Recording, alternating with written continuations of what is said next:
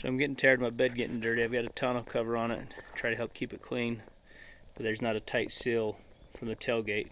I'm always getting dirt coming in. So I had somebody tell me about this foam windowsill stuff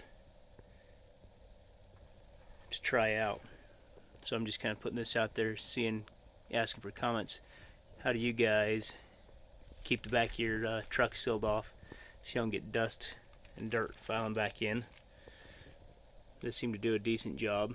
This is just that foamy seal stick. Clean the edges. Put it on the bottom and the sides. And right up there.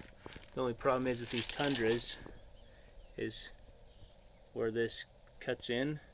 All this is wide open from the tailgate line.